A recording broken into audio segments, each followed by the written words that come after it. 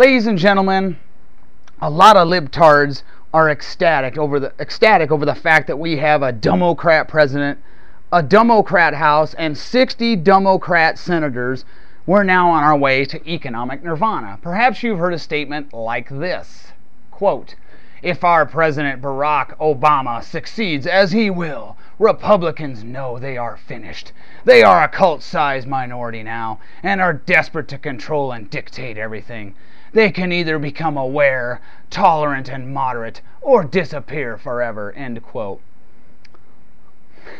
This is hilarious.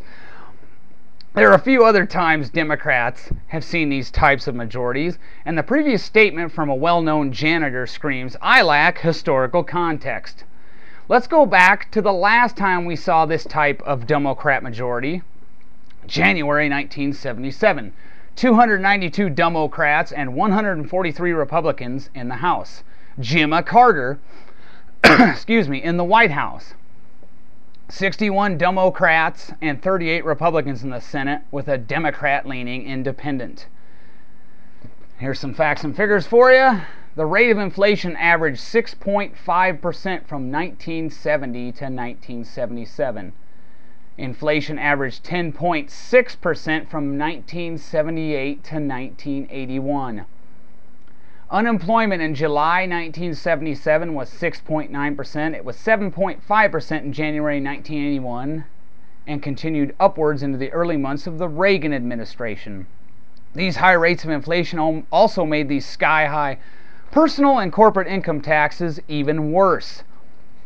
GDP growth was negative 0.3% in 1980. I'll also throw in the fact that our government decided to open the door to more subprime lending via the Community Reinvestment Act, signed in 1977 by Jimmy Carter.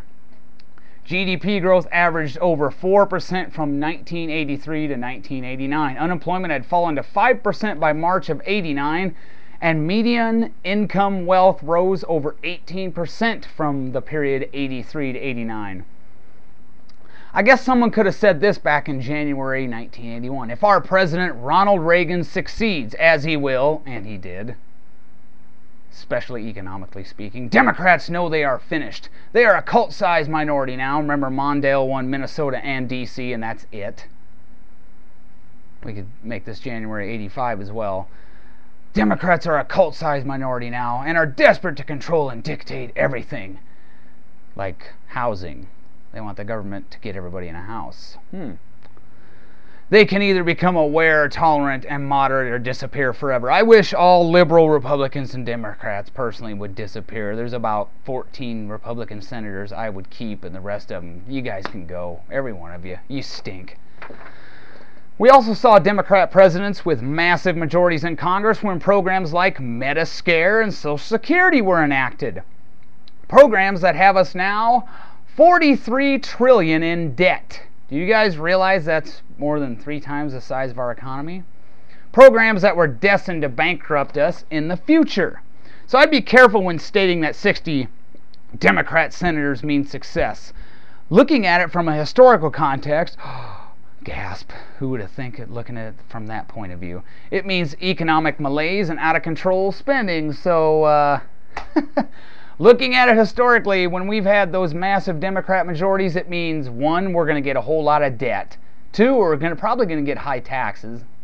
It's like Herbert Hoover too. He took the Democrat plan to new heights. And we're going to have out of control spending, so next time you hear a Democrat say, "Oh, it's going to turn around now," I don't think so. Unfortunately, history is destined to repeat itself, and I think we're in for a bumpy ride till at least 2012.